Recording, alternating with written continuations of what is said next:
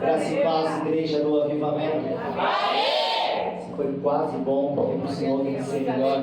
Graça e paz, igreja do avivamento. Olha para esse irmão lindo que está do seu lado. Mas calma, deixa eu te ajudar. Como você vai se expressar? Quando você olhar para ele ou para ela, você vai abrir o sorriso, abrir os braços, vai dar um abraço bem apertado e dizer: que bom te ver neste lugar.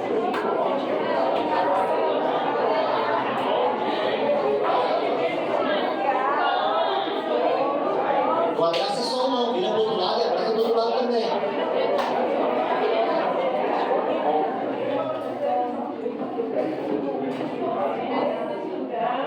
Amém? Todos receberam um abraço aí? Se alguém não recebeu um abraço, levanta a mão.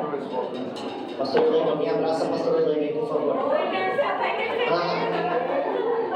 Ela fez assim, eu falei, se alguém não recebeu um abraço, ela levantou a mão mais um pouco.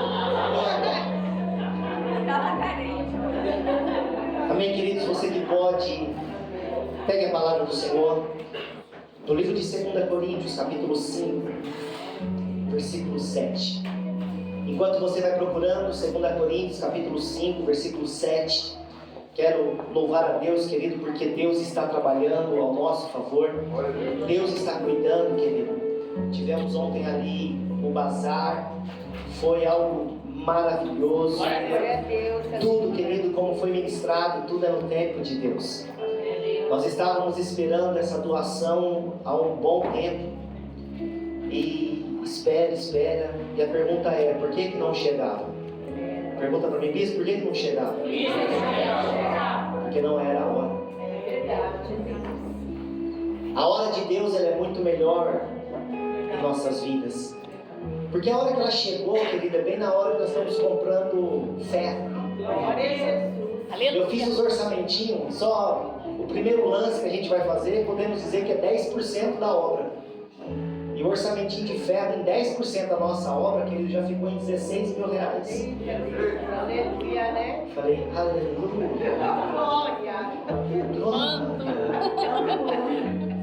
Então, querido, o trabalhar de Deus é na hora exata. Tivemos essa doação. É interessante, querido, porque no dia que o Sivanildo me avisou, né, foi o Rafa, o irmão do Sivanildo, que conseguiu essa honra para nossas vidas, essa bênção. O favor de Deus em nossa direção. Eu tenho certeza que essa noite você vai sair daqui consolidado. Existe um favor de Deus sobre a sua vida, amém? Agradecendo todos que estavam envolvidos no bazar de ontem, foi lindo.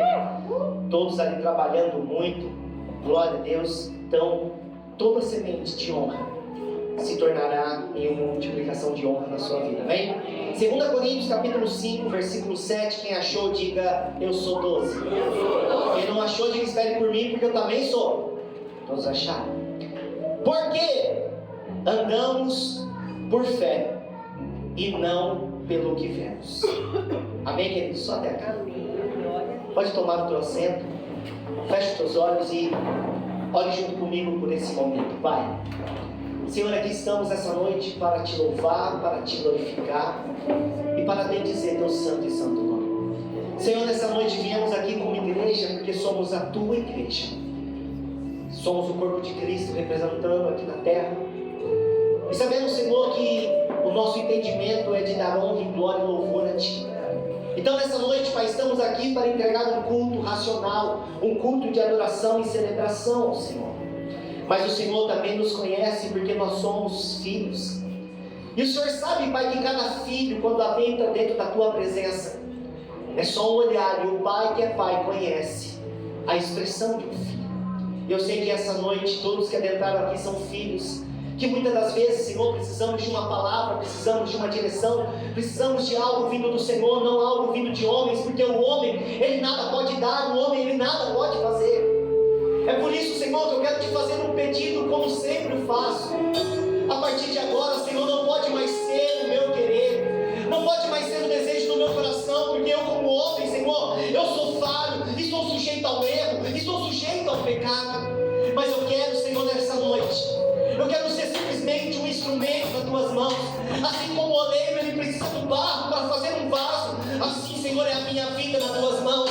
Aquilo que a tua igreja necessita, diminua o meu eu, para que o Senhor cresça nessa noite. Diminua o meu ser, para que o Senhor se manifeste nessa noite. E aquilo que os seus filhos vieram buscar da parte do Senhor, usa a minha vida, Senhor, com unção, com autoridade, com poder, porque eu quero ser esse instrumento nas tuas mãos, Pai. Mas eu sei, Senhor, e eu sei que nessa noite existe algo que está acontecendo no mundo espiritual que muitas das vezes não compreendemos e não entendemos e não enxergamos. Mas eu sei que existe uma guerra travada. Mas eu sei, Senhor, essa noite é uma noite do basta. Essa noite é uma noite onde o Senhor coloca um ponto final para começar algo novo.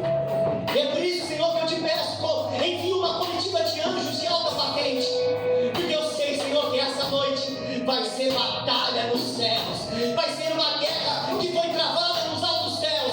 Mas eu sei, Senhor, que ainda essa noite nós vamos ouvir o som da trombeta, e não é a trombeta do início da guerra, é a trombeta que vai sinalizar a vitória, a vitória, a vitória. E se tem alguém aqui essa noite que saiu da sua casa disposto e preparado para voltar para casa, não da mesma maneira que saiu, mas de uma maneira completamente diferente, e que se apronte ao Senhor, levando consigo a palavra dizendo: você vai vencer. Se tem alguém aqui preparado para isso, por favor, querido, rasgue o céu com Cristo de avivamento ao Senhor.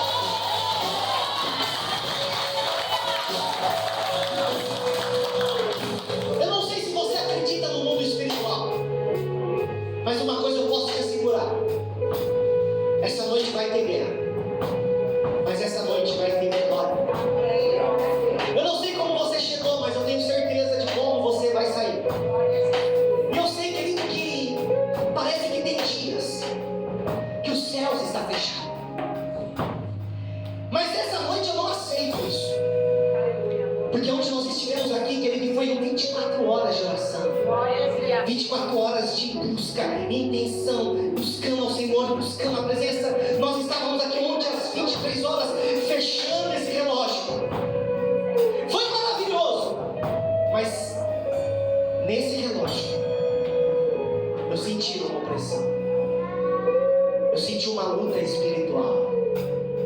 Sabe quando você quer orar e parece que a oração não passa do teto? Sabe quando você está com sede da presença do Espírito Santo e fala assim: Senhor, fala, Senhor, e parece que... Para um pouquinho. Você fala assim: fala, Senhor.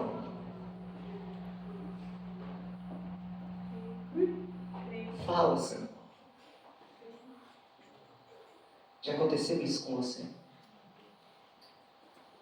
Então eu quero te convidar a se colocar de pé.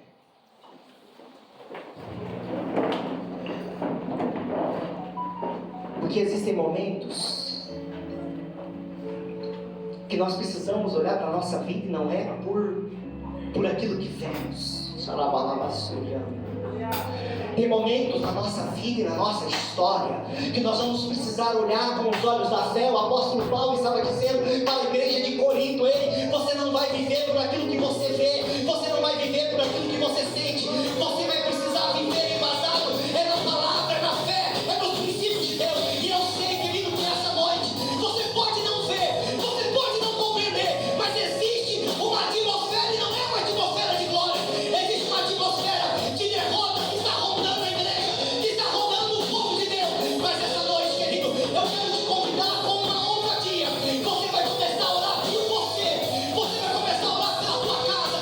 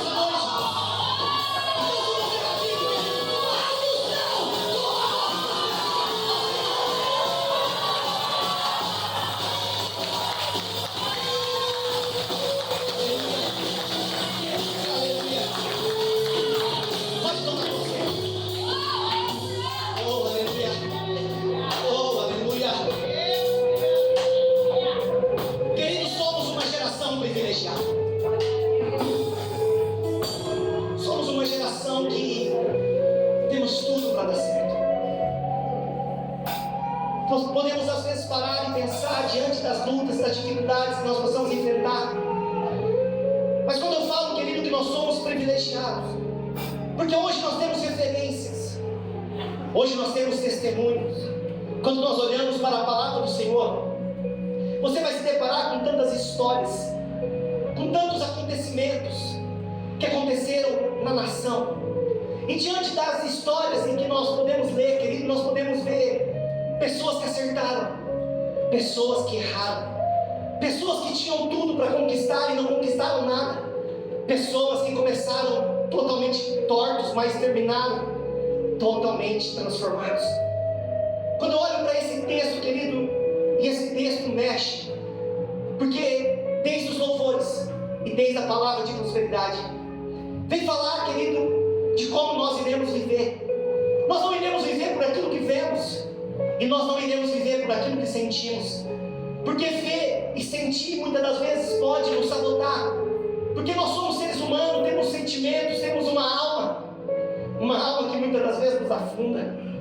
Quando o apóstolo Paulo está lendo falou acerca desse contexto em que eu li, ele está falando de algo espiritual. Ele está falando, querido, de um estilo de vida, que eu e você que somos a igreja, que decidimos ser discípulos do Senhor, nós não vamos viver mais diante das aparências das situações, não. Nós podemos viver completamente diferente. Sabemos que viver as promessas do Senhor, viver caminhando diante da presença do Senhor, você vai ver que não é tão fácil e não é tão simples. Mas uma coisa eu te asseguro, digo o que, bispo? É possível. É possível, querido, porque você pode imaginar a história de Abraão, um homem que um dia ouve a voz do Senhor e tem que tomar uma decisão. Nós olhamos a história de um jovem chamado Davi, que quando tinha 15 anos de idade, o profeta Samuel chega na casa dele e vai dizer: você vai ser rei. Nós vamos ver a história de José, um jovem sonhador de 17 anos, mas que recebe um sonho, uma revelação, que um dia ele estaria nos altos lugares. Querido, quando nós olhamos para as histórias desses homens, nós temos que olhar e compreender que a nossa vai ser muito mais fácil. Porque, querido, quando nós procuramos respostas, a Bíblia tem resposta para mim e para você em tudo que nós estamos passando, em tudo que nós estamos sentindo. E essa palavra que eu quero trazer nessa noite, querido, é uma palavra que precisa abrir os seus olhos. Você precisa abrir o entendimento nessa noite daquilo que vai acontecer na tua vida. Porque essa noite eu quero falar de um grande homem de Deus, um homem, querido, que viveu tantas experiências, um homem que dentro da história eu queria ter andado um pouquinho do lado dele. Mas essa história, querido, ela não termina tão motivada, tão esperançosa, porque o final não é o final que Deus havia preparado, não é o final que Deus queria que tivesse. Mas escute uma coisa: o livre-arbítrio é uma verdade. Deus, ele direciona, Deus, ele fala, Deus, ele nos mostra o caminho, mas a decisão, tu com o teu irmão, diga a decisão. Não, diga assim: a decisão no final. Não, acorda ele aí, falando: você está com sono. Diga assim: a decisão no final vai ser sua. Não vai ser Deus que vai falar para você o que deve ser feito ou não. Deus, ele te direciona e você decide andar no caminho. O homem que eu quero falar nessa noite, querido, é um dos profetas mais respeitados do Velho Testamento, um homem chamado Elias. Um homem, querido, que quando nós vamos tentar estudar a história dele, você vai entrar num grande conflito, como muitas das vezes eu entro. Porque quando você quer buscar quem foi Elias, qual era a genealogia de Elias, quem era pai de Elias, quem era, você não consegue. Porque em 1 Reis capítulo 17 ele vai dizer: então Elias, o tesbita, que era de Tebes, dos moradores de Gileade. Esse é o que nós temos sobre Elias. Um homem que parece anônimo, um homem que a Bíblia não se preocupou, querido, em dizer a genealogia, dizer quem era. E aí, querido, eu paro em alguns momentos desse contexto e eu quero entender: mas Senhor, por que não foi como, se nós olharmos, querido, quando falam de Jesus, você vai ver toda a genealogia de Jesus desde o princípio. Mas de Elias não. Aí me pergunta: por que, bispo? Porque nesse momento Deus não quer saber quem é, Deus não quer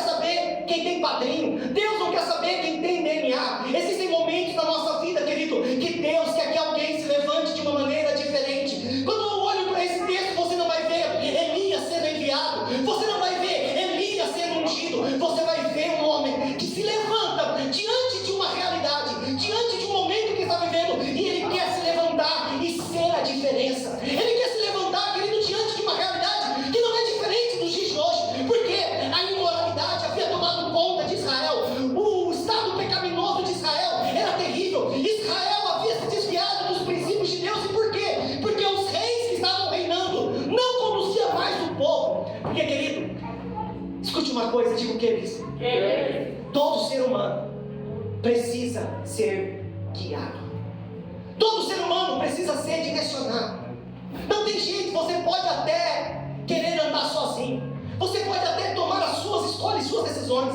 Mas entenda uma coisa, todo ser humano é influenciado. E ele pode ser influenciado para o caminho certo, como ele pode ser influenciado para o caminho errado. Então quando os reis de Israel se desviavam, toda a nação se desviava. E agora, um homem chamado Elias. Quem é Elias? Ninguém. Ninguém sabia, ninguém conhecia. Mas alguém que se levanta inconformado. Alguém que tem que crer em Deus. Alguém que busca o Senhor em oração. Mas alguém que diante daquele momento que está vivendo, ele quer ser a diferença. Quando eu olho para isso, querido, para esse momento, eu olho para mim e para você. Se nós vamos pararmos e olhar como estão os dias, como está o mundo nos dias de hoje, está fácil ser crente nos dias de hoje? Sim ou não, igreja?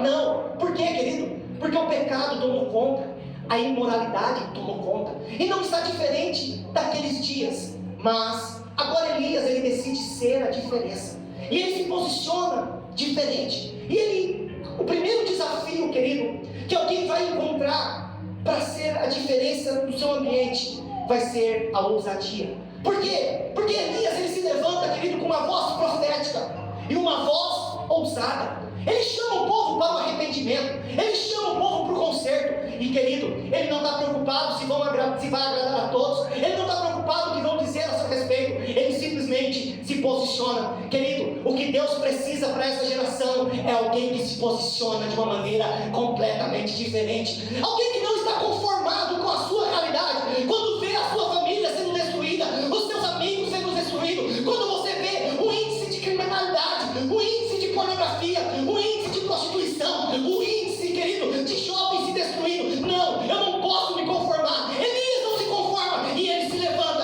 levanta com ousadia, e ele vai profetizar. E aqui, querido, você vai ver que o camarada era ousado. Você vai ver algumas experiências que Elias viveu. Ele foi tão ousado de dizer para uma nação, dizendo: escuta, não vai chover mais. E é interessante, querido, porque o camarada é tão ousado. Você não vai ver ele dizer assim: em nome de Deus não vai chover. O Senhor me enviou a dar uma ordem, não vai chover. Sabe qual é a profecia de Elias? Sob a minha palavra, não vai chover. Olha que ousadia. Será que hoje eu e você como igreja, será que hoje eu e você como homens de Deus e mulheres de Deus que acreditam e confiam no Senhor, será que diante das crises que nós estamos passando, nós temos essa ousadia de profetizar? Eu estou com o seu irmão, assim: não, você está aí? Agora, todas as vezes que alguém se levanta, começa algo triste agora, e algo que às vezes nos desanima, porque todas as vezes que alguém querer se levantar para ser a diferença, todas as vezes que alguém querer se levantar para profetizar, é lindo. Eu gosto de usar alguns exemplos. É lindo quando nós vamos para o encontro, sim ou não? Sim. Aí você vai para o encontro, querido, 3 dias. Uau! Deus dá um jeitinho de te tirar do vale e te leva para o monte. O ambiente é favorável, as pessoas estão ali, tudo é favorável, a palavra é favorável, a alimentação é favorável. Mas o que acontece na segunda-feira? Diga comigo, essa realidade chega. Mas é lindo, querido, porque as pessoas que vão para o encontro, isso são todos. Quando chega do encontro, tem a oportunidade de pegar esse microfone, até o tímido quer falar.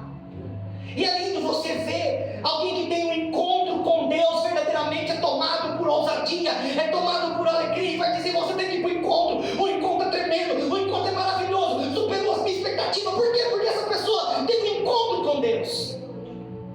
E aí ela profetiza, sim ou não? Ela faz o quê? Profetiza. Com ousadia, sim ou não? Sim. Mas na segunda-feira o que acontece? Todas as vezes que alguém se levantar para ser a diferença, todas as vezes que alguém decidir se levantar para ser o escolhido de Deus, sabe o que vai acontecer? Digo o quê, bispo? Vai ter perseguição.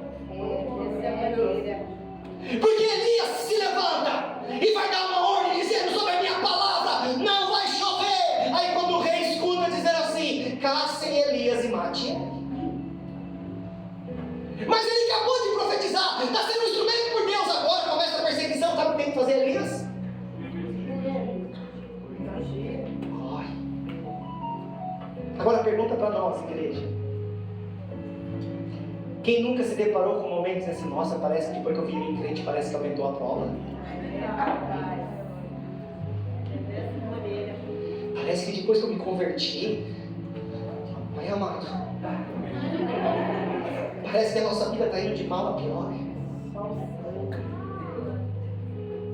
Porque todas as vezes que alguém decidir reconhecer o Senhor como Senhor e Salvador da sua vida, o Senhor vai te levar a viver experiências com Ele. Então Elias se levanta e agora Deus tem que levar ele para ter experiência. A experiência de Deus, querido, é você aprender a depender de Deus. Então Deus manda Elias, vai para a beira do riacho, fica lá, que lá vai ter provisão. Imagina, querido, que experiência maravilhosa. Por quê? Porque vai ter seca, mas no riacho não tem água. Mas eu vou ter fome, fica tranquilo. Deus já deu ordem aos corvos, não foi nem aos anjos, foi aos corvos. Pode levar comida para o meu servo. Imagina o profeta Elias ali, vivendo a provisão de Deus todos os dias, no final da tarde, comendo carne. Aleluia! Mas sabe o que acontece? A cada dia ele vai olhando e parece que a água do ribeiro vai secando. E ele vai olhando e está secando. E como um bom crente, eu tenho certeza que ele foi orar. Senhor, a água está secando. Senhor, o Senhor não está olhando para o teu servo aqui, não? E a Bíblia vai dizer, querido, que chega ao ponto que a água seca. E a pergunta é, Elias estava em pecado? Não. Elias estava desviado? Então a pergunta é, porque agora, ele profetizando, ele dizendo sim para o Senhor, ele está vivendo situações que parece que ele vai chegar no piairote, beco sem saída, como aconteceu com Moisés, na frente tem o mar, atrás tem Faraó, e agora, Senhor, o que eu faço? Eu vejo Elias vivendo algumas experiências com Deus, um particular com Deus, e todo cristão vai precisar passar por experiências com Deus para consolidar você. Seca o ribeiro. Cutuca o seu irmão e diga para ele assim, e agora? Pergunta para esse irmão, já secou alguma vez na sua vida? Ô Walter, o que aconteceu? Eu não tinha dinheiro para pôr gasolina. Ô louco. Não tinha dinheiro para vir para a igreja. Por que será que Deus faz isso, né? Por que será que nós passamos por umas situações como essa? Mas eu imagino, querido, Elias ali, ó, ele era homem como eu e você, amém? Amém. Secou o ribeiro, e agora? Aí o Senhor vai falar para ele, vem a palavra, porque o milagre vem. Elias, pode se levantar, porque agora você vai para outro lugar. Agora você vai para um outro território, e nesse outro território já tem provisão. Posso ouvir um glória a Deus? Glória a Deus. Imagina você ouvir uma palavra dessa. Oh, glória! Sabe quando tem culto? Assim, é só alguns cultos, não é todos não. Mas sabe aquele culto que você sai de casa assim, Senhor, se for possível, fala o meu nome hoje lá, vai. Só para testificar que o Senhor é comigo, vai. Já aconteceu isso com você? Não levanta a mão. Não denuncia a incredulidade, não. Mas tem culto que é assim. Aí imagina nesse culto que você vem. Eis que te digo, o Senhor está dizendo para você, hoje o céu vai se abrir e essa noite vai ser noite de milagre. Por que será que teve alguém que se expressou assim? Eu imagino Elias. Deus dizendo, Elias, tá bom, esse desertinho já tá bom, agora vai para outro lugar, porque tem provisão. Eu imagino, querido, Elias se levantando e indo no território, e de repente, chegando numa cidade, o caos, a seca, a fome está estabelecida. De repente, querido, vem vindo uma mulher na direção dele. Mas escute uma coisa, não tinha água para tomar banho, já não tinha cabeleireiro, já não tinha perfume. Eu imagino aquela mulher vindo na direção, e Elias, como homem de Deus, orando, Senhor, cadê a provisão? E ele dizendo, a provisão está chegando. Cadê, Senhor? Imagina a mulher chegando. Senhor, cadê a provisão? A provisão está ali. Cadê? Imagina a cena daquela mulher chegando até perto de Elias. Você consegue, querido, imaginar junto comigo? Ou eu sou muito doido, mas eu fico imaginando aquela mulher descabelada, aquela mulher com roupa rasgada, tudo suja, vindo, e o Senhor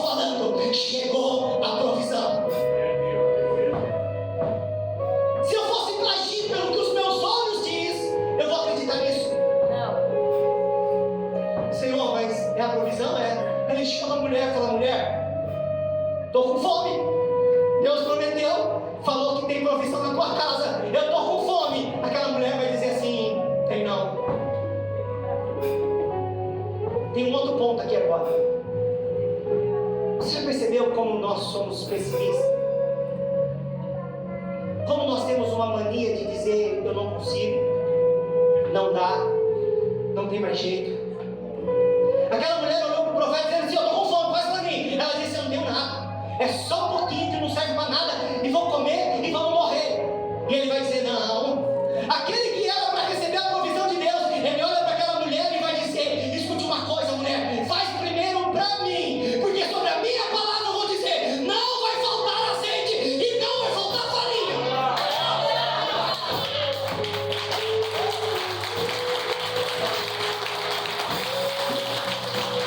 Aquele que diz sim para o Senhor vai chegar em lugar de caos, e quando ele chegar no caos, é ele que vai fazer o milagre. Não fique achando: ah, Deus vai prover.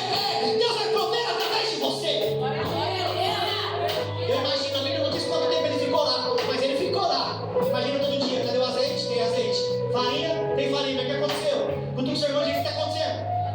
Aí diga para ele: multiplicação. Diga: ei, como você explica isso? Ei, como você vê isso? Me ajuda aí, como você explica isso? Sabe o que estava acontecendo com Elias? Cutuca o seu irmão e diga assim: preparação. Diga assim: Deus estava preparando ele. Elias viveu experiências, querido, na sua história muito linda. Até de ressuscitar um jovem, até de dar ordem a uma mulher estéril. Não sei se era o marido que era estéril ou a mulher que era estéril, mas a Bíblia diz que o marido era velho. Mas vai ter filho, vai ter filho. O filho morre, não tem problema, porque vai ressuscitar. Até que chega o dia, diga aleluia. Chega o dia do grande desafio. Quando nós olhamos a história, querido, eu sei que você conhece essa história, mas vai chegar o dia que Deus vai dizer para Elias: pode aparecer, Elias. Pode parar de fugir, Elias.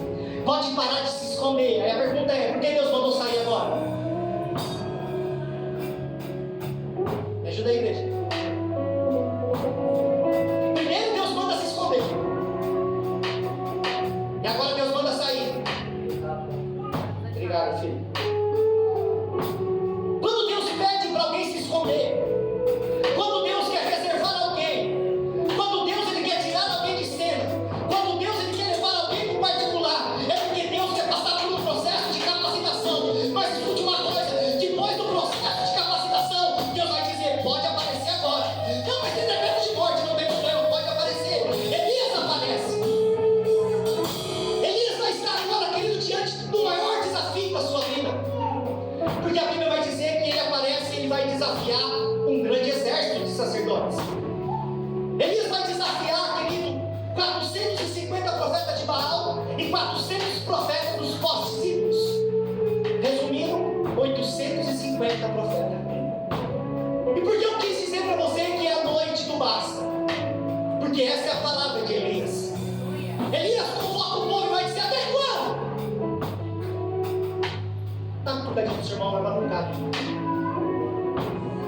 Diga para ele: até quando? Elias disse para uma geração, dizendo: até quando vocês vão caminhar em meus pensamentos? Hoje eu quero, amanhã eu não quero mais. Hoje eu estou de pé, amanhã eu estou caído, não aguento mais. Até quando vocês vão ficar oscilando em dois pensamentos? Se é Deus, sirva a Deus. Se é Baal, então adore a Baal. Mas hoje, Deus vai dar um sinal. Deus vai mostrar que Ele é Deus. Nem sabemos, querido, de todo o ritual que aconteceu, do sacrifício, do holocausto, e o Deus que respondesse com fogo, esse seria o Deus de Israel. Sabemos que os profetas de Baal e postes ídolos gritaram, clamaram. E o que aconteceu, igreja? Nada. Agora, caminhar com Deus vai ser um grande desafio, porque Deus ele vai nos desafiar diante da nossa realidade, e muitas das vezes você vai ser chamado de louco, porque fazia 3 anos que não chovia.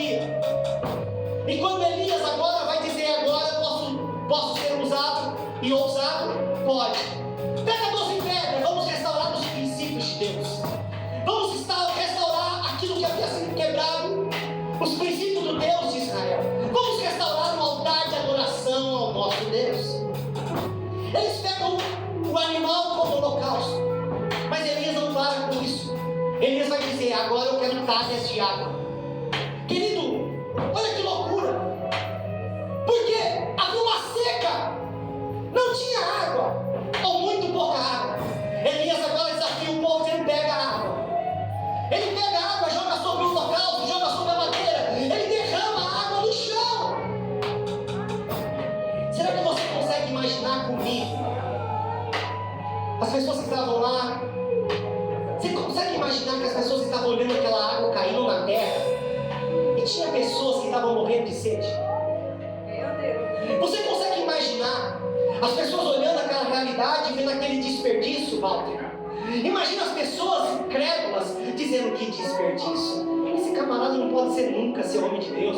Onde já se viu jogar água fora, desperdiçar água fora? Ei, querido, quem vive por fé vai se mover por fé, e as pessoas não vão compreender, as pessoas não vão entender o que é dar um dízimo, as pessoas não vão entender o que é dar uma oferta, as pessoas não vão entender o que é dar uma primícia, as pessoas não vão entender você sentir algo no coração e dizer: eu vou entregar uma semente por semana. As pessoas vão dizer: para de desperdício, para de loucura. Mas Elias sabia o Deus que ele servia, e ele pega tudo aquilo e depois ele vai orar. E aí é uma das orações mais completas da Bíblia. É a oração mais profunda da teologia.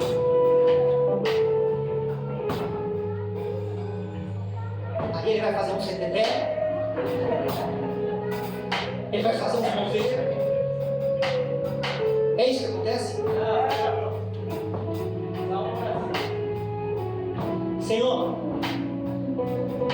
mostra hoje a esse povo que tu és fiel.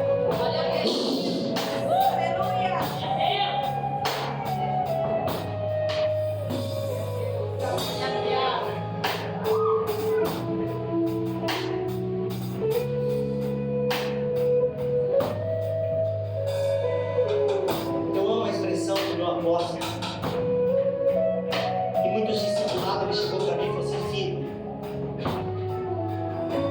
Pode caminhar o seu ministério no arroz com feijão.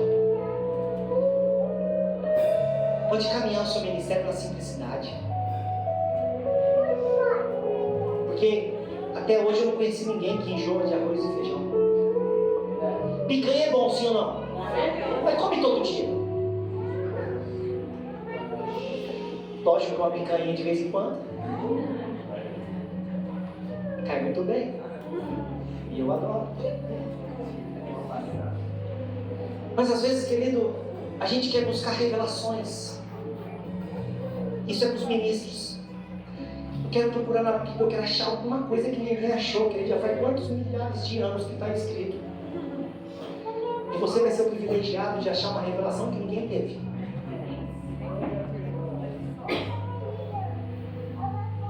Aí é lindo quando a gente olha para Jesus. Seja uma pessoa que disse isso, mas gostei da sinceridade dele. Não falta mais base na palavra no Ministério de Deus de Promessa? Não sei. Conheço muito homem, muito embasado na palavra, mas a maioria deles que conhece muita palavra está tudo desviado. É Deus. É dessa forma. Falei, então eu respeito.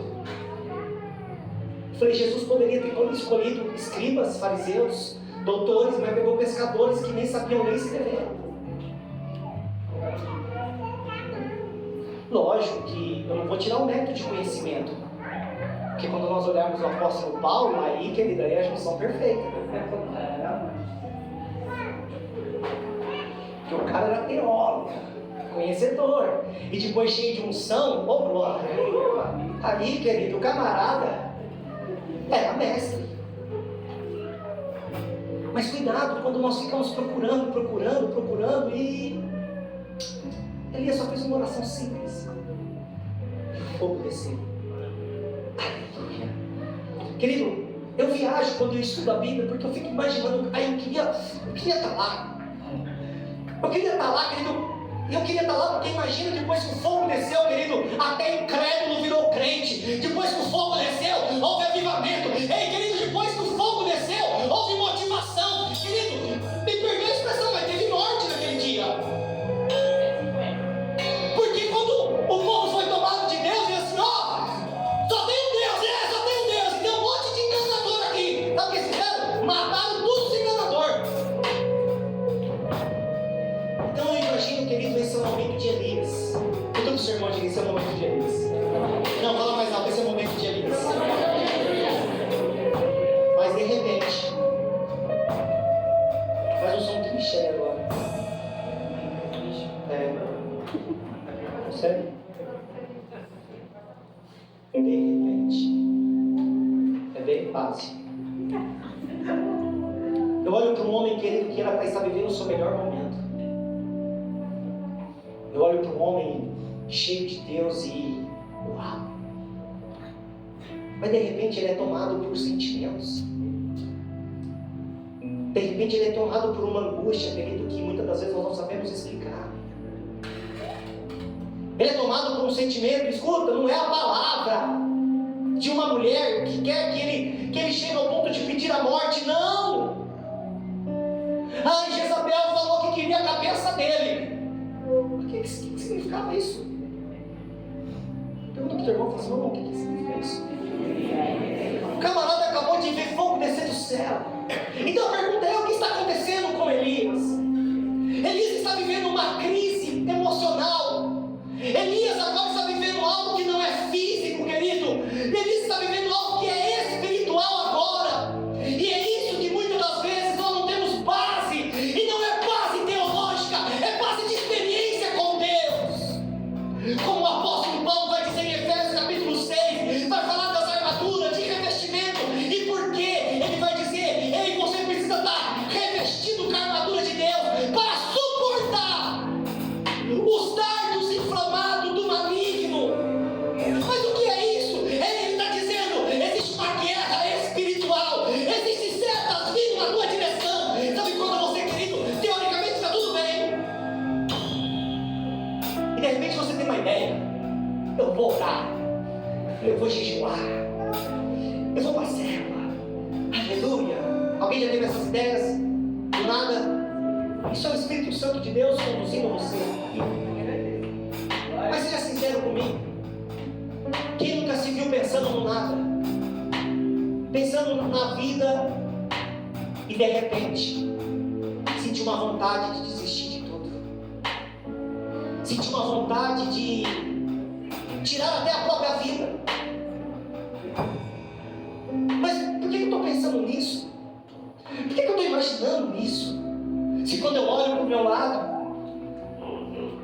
tem provisão de Deus todos os dias, tem milagre de Deus todos os dias.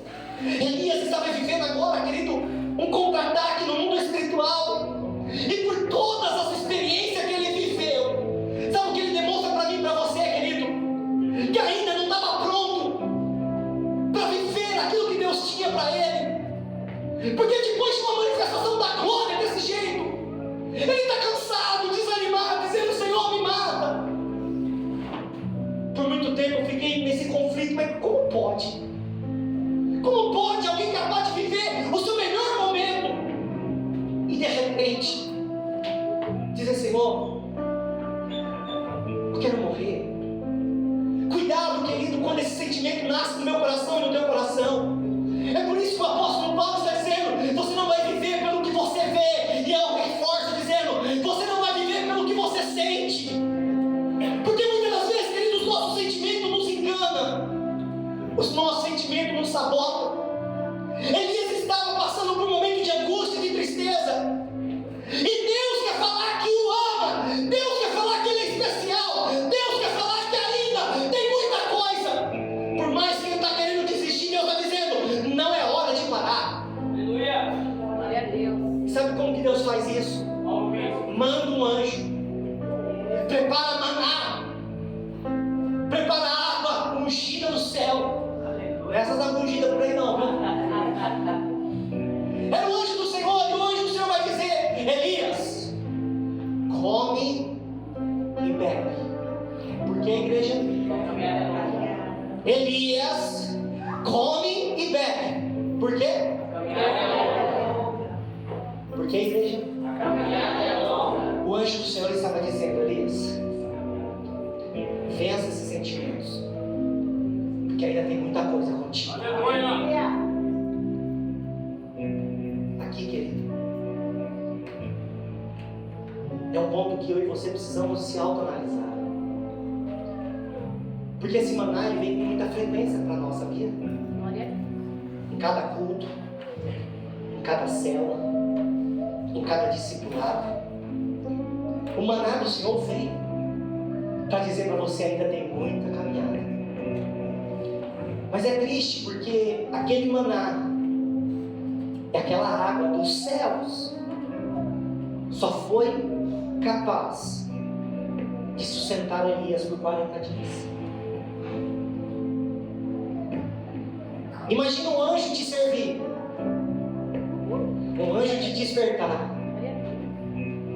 e depois de 40 dias você está de novo na mesma situação, dizendo: não quero mais, estou cansado, estou desanimado. Então a pergunta é: quando Deus entrega um maná para você, quantos dias esse maná aguenta? Porque depois de 40 dias Elias estava caminhando, e o maná não era só para 40 dias, porque ainda longa é a tua. Mas quando ele está andando, e sabe o que ele vê? Ele vê uma provisão, ele vê um milagre, ele vê uma válvula de escape. Não era não? Não. Por que não? Mas para ele era o que aquilo lá?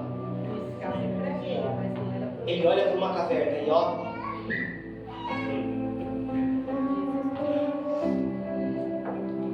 Elias está com uma certeza. E você precisa tomar cuidado com essa certeza. O Senhor vai falar com Elias novamente. Diga aleluia. Aleluia. Eu estou com o seu irmão e fala assim: de novo, hein? De novo, hein? Não, cutucar ele tem que incomodar ele fica com raiva do bispo. Não é de você, vai ficar com raiva do bispo. Ele fala assim: de novo, Deus vai falar com você.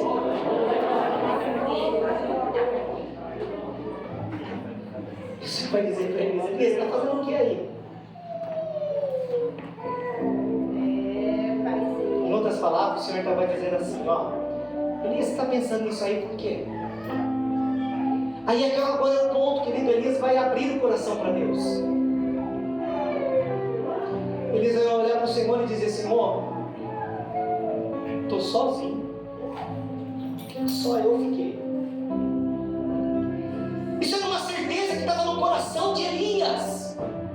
Elias tinha uma certeza no seu coração dizendo: só eu fiquei, Senhor, eu estou cansado, eu não sou melhor do que meus pais, eu não sou melhor, é muito pesado esse fardo, eu não aguento.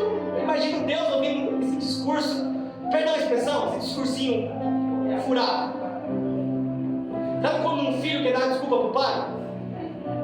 O pai já fala assim: fala logo, vai, fala a verdade. Não, o pai sabe o que é. Aí o Senhor vai dizer: Elias, escute uma coisa. Essa certeza que está no teu coração, você está enganado. Enquanto você está achando que você é sozinho, a última bolachinha do pacote, eu quero dizer para você, Elias, que em Israel tem 7.000 joelhos que não se dobraram. Glória a Deus. Tem 7.000 pessoas que estão firmes. Agora eu te pego. Quer ver que eu estou com o teu irmão? Você está preparado? Será que esses 7.000 que não se dobraram viveram as mesmas experiências que Elias viveu?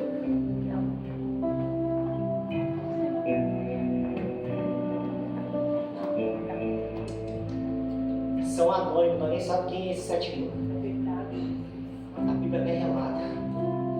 Mas pessoas que estavam no anonimato, focado, firme, não se preocupando com a situação, não se preocupando com a realidade. E aí quando eu olho para Elias, ungido do Senhor, quase uma estrelinha do Senhor, diga: esse não sou eu não, bispo. Com tanto testemunho, com tanta bagagem, e vai dizer: quero mais não.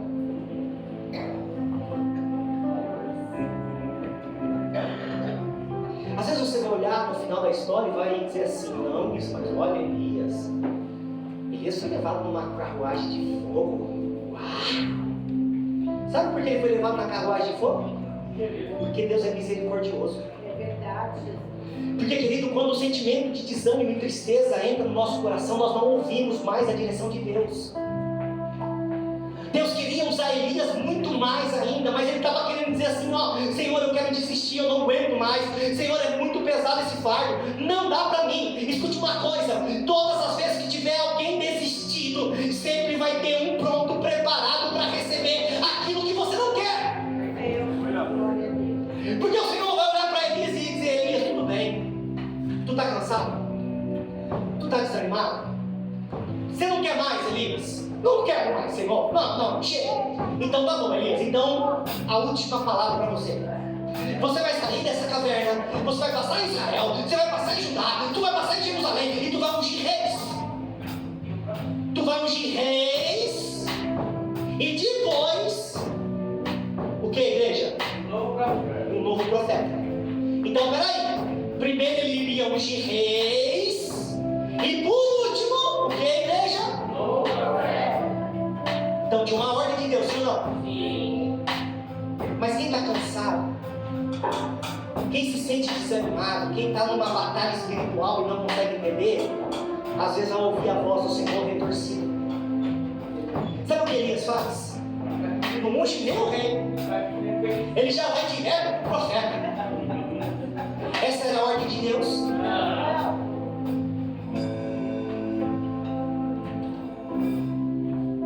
Ele não quer mais obedecer a Deus. Elias estava quase desviado, querido. Eu quero já acabar com isso. E o Senhor sabia que ele estava cansado. Mas é lindo, querido, porque aquilo que às vezes você não valoriza. Eu sempre gosto de dizer isso.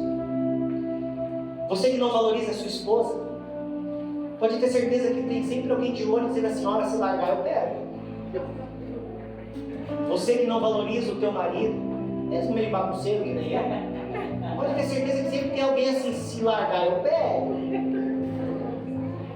Você que às vezes não valoriza o teu chamado, a tua história, porque Elias estava cansado, sim ou não? Elias arranca a capa de autoridade de profeta e está passando e tem um jovem chamado Eliseu. Eliseu não estava na igreja, não estava na cela, sabe onde Eliseu estava? No campo trabalhando. Mas quando o profeta está passando, ele olha e ele sabia que era o profeta. Quando o profeta arranca a capa e joga a capa, querido, ó,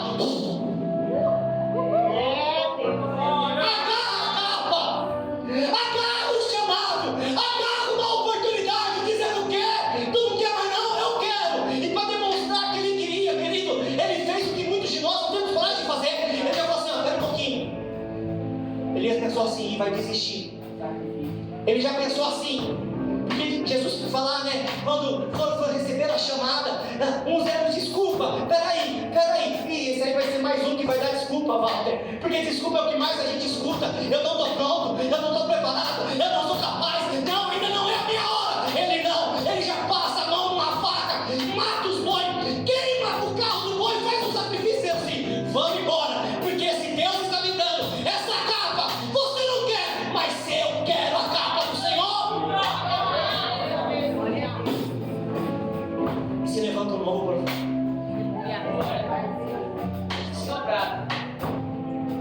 E olha que tremendo.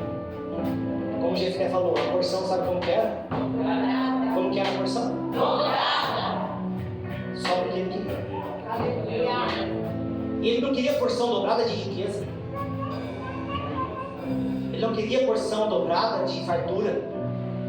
Sabe o que ele queria? Ousadia que Elias tinha. Palavra profética que Elias tinha. Eu não queria a incredulidade que Elias tinha. Glória a Deus. Eu quero porção dobrada, porque aqui você tem e não serviu muito não, faltou um pouquinho, então dá a porção dobrada. Essa noite,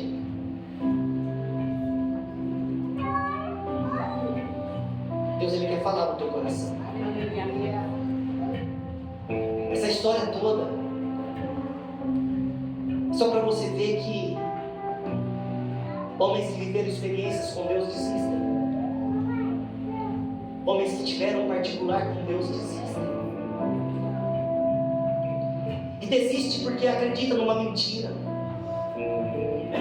Desiste porque acredita num engano. Todos nós estamos sujeitos a passar por momentos de luta, momentos de dificuldade. Por isso que o apóstolo Paulo vai dizer: você não vai viver mais por aquilo que você vê. Porque às vezes, querida, a realidade está dizendo que é o fim. Às vezes o momento que você está sentindo, o teu coração está sentindo uma angústia, uma tristeza, e você dizendo: não é o fim, não vou aguentar mais. Mas essa noite eu quero dizer para você: nós vamos aprender com Elias. Não desista. Eu vou falar novamente. Essa noite o Senhor, Ele quer falar no particular do teu coração. Não desista. Porque ainda eu tenho muita coisa por ti. Não pare. Porque ainda longa é a sua caminhada. Elias, sai para fora dessa caverna. Essa noite eu quero te dizer, querido, é noite de sairmos para fora da caverna que nós decidimos entrar. É noite de nós sairmos da caverna que por alguma situação nós decidimos adentrar, pensando que era o fim. Ei, essa noite, Deus me levantou essa noite, para se for necessário pegar na tua mão e dizer: sai para fora dessa caverna, porque ainda longa é a sua caminhada. Deus tentou de todas as maneiras falar para Elias: tem uma multidão que está esperando o profeta, tem 7.000 que precisa de uma direção, tem gente esperando você, Elias. Mas Elias decidiu parar.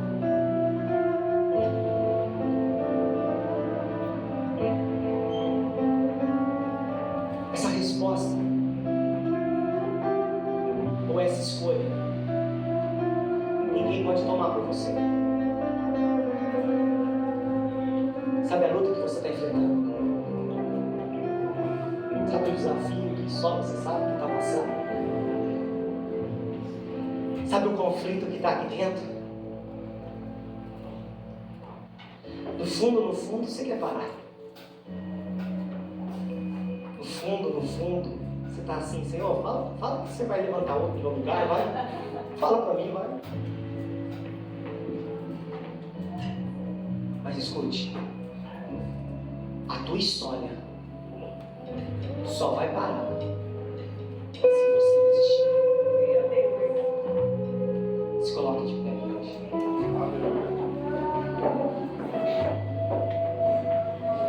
Eu queria que você fechasse os seus olhos nessa noite.